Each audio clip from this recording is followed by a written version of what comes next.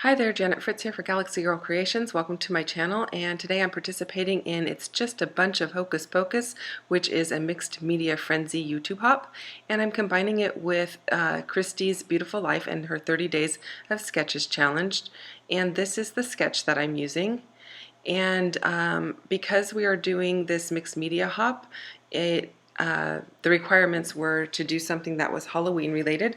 So I have more photos from a different year of our haunted house thing that we do on Christmas. If you follow my channel, you've probably seen a couple of these videos already. So what I did was I took this piece of paper that already had printed these creepy trees, and I think that's from Me and My Big Ideas. I can't swear to that, but I'm pretty sure it's a really old paper pad because I don't buy a ton of Halloween paper just because these last few years of these haunted house are the only ones that I really have left to scrapbook. I've already scrapbooked all of my kids when they were little. So anyway, I gessoed this piece of paper with clear gesso, and then I am using some Dylusions ink, and I am just dripping it down. And I think it's Postbox Red, but I can't swear to that. I can put it in the comments, or if you're interested, let me know, and I will let you know what color it actually is. But this doesn't have any shimmer, it's just the straight ink. And I'm applying it, as you see, with one of my blender brushes, just so I get the line that I want. And then I'm using a little pipette to create the drips that I want. And then once I get all of that on there, I'm just going to go ahead and tap off the little spray nozzle so that there is some splatter on my layout, and that is going to create the landing space for this big block of photos. Now in the sketch that you see up there, there's a lot of photos. I have a lot of photos on my page too, but they're smaller, and they are kind of going to be grouped over in that right hand side. And then I decided to go ahead and use some black paper glaze and run it through this stencil that has bats. I want to say that's Echo Park, but I could be wrong on that. The stencil, that is. And so I just wanted to add a few bats around the photo block. And I'm leaving that top area of the photo block for my title. And in the sketch, you can see the title is in that upper right hand corner. And so I'm not going to the upper right hand most corner, but I am keeping it in the upper right hand corner of my photo block. And I like how that looks. I want to bring some of this paper forward into that area to put my title on, because I don't want to leave it just a black block. So I'm going to cut this little piece of paper out. I did measure where it was going to be, and it's going to go right back over the area. So it completes the picture, but it's going to have a black border around it because it's laying on that black photo block. I did trim down this paper when I took it off of the foam board that I had it on for putting the gesso on. It does usually leave a ridge around the edge where the tape was. Sometimes it rips the paper. It didn't rip the paper in this case, but I almost always trim that down and then mount it onto another piece of cardstock, or I will stitch around it right on top of the line where that gesso has left a little ridge, just to kind of cover that area up. And I like how it looks. I like that it looks really finished when you do that. And now I'm just marking where I want my piece of paper trimmed down. I'm also going to use a tag topper punch from Stampin' Up! There, and so I'm kind of trying to figure out and take into account how much that is going to take off of the actual paper so that I leave it long enough and I don't have like a big huge black border on the right or left hand side of the tag. Now I'm going to do the same thing in this bottom left hand corner, and I didn't think to do it before I stuck the paper down like I did the other one, so I just kind of peeled it up and I stuck this cutting mat in between that and the black paper, and I am just cutting it with my pen blade. And I'm not great with these. I don't know how some of these people like use the pen blade to do all of their fussy cutting and stuff. I know Erica over at California Lucky uses a blade, and she fussy blades rather than fussy cuts with it, and it's just amazing to me. So those people who use that are like, they're super talented in my book.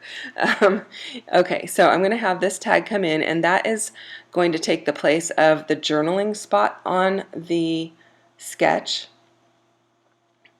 and I like how that looks. I didn't want to cover up or take out all of the background paper, so that's why I'm using these kind of as tags. And I don't know what I was thinking, why I thought I should back this. Oh, actually I didn't. I backed it with foam tape to pop it up. But I wanted to cut out a little bit more on the edge. There I go. I'm cutting out more on the edge. I should have done that prior to cutting the tag top, but that's okay. And that's just because I want a slim black line around the top and the bottom of that tag, just like the opposite one has. I'm just popping these up onto some foam tape, just plain old fun foam from Walmart, super cheap. And I'm going to go ahead and adhere those down with some liquid glue. And this is when I realize I need to take out a little bit more, just so I have that border around the tag that's going there. So I have that little black border. And I like how that looks better. It kind of just offsets it a little bit more, calls it out a bit, and that makes me happier. And then I'm going to go ahead and adhere those down, like I said, with the liquid glue. I'm going to use some Nuvo Deluxe adhesive. It dries fairly quickly and it really holds well. If I use my tape runner, it tends to peel off of the foam too easily for my likes, so that's why I usually use the liquid glue. And then I decide I need to put some red around each of those tags, so I'm going to pull out my Catherine Pooler inks in Rock and Red, and I'm going to go ahead and go around those. Since they're already kind of stuck down, I'm going to have to do it just on the paper there. But because they're raised, it's really easy to go ahead and just smear it around there. And that's just going to kind of call those out a little bit more, make them a little more bold and consistent with the rest of the layout that has a lot of red on it. And then I'm going to go ahead and work on my title. I'm going to pull out some black thickers. These are just foam thickers. And my title is going to just read 2013 Haunted House. And I typically use a centering ruler to line up all my letters. I do have the thickers alignment guides, but I really like my centering ruler just because it has a straight line across it. It doesn't have like a grid on it. It's really easy to line up, and it also works for centering things, so I really don't need to even carry the alignment guides. I do carry them in my toolkit, but I don't really need them unless I'm doing a really long title. If I am doing a really long title, I will use both this ruler and the alignment guide rulers, just so that I can have multiple words and move them around on a page to see where I like them. So I am going to pull down that word haunted because I'm running out of room for the actual date, and I considered using a smaller font for that, but the thickers that I have on the opposite side there, they don't actually have letters, they don't have numbers in them, so I didn't really have a smaller black font. So sorry for my head in the way, I'm just trying to get over it to get it lined up. And it doesn't look like you can read it really super well in the photo here, but you can see it no problem.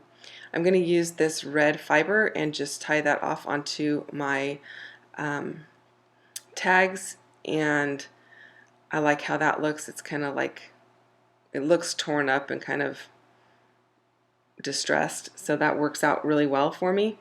In reality, it's not really distressed, it just has that, I don't know if they call it eyelash or whatever, but it's got all those little fibers hanging off of it.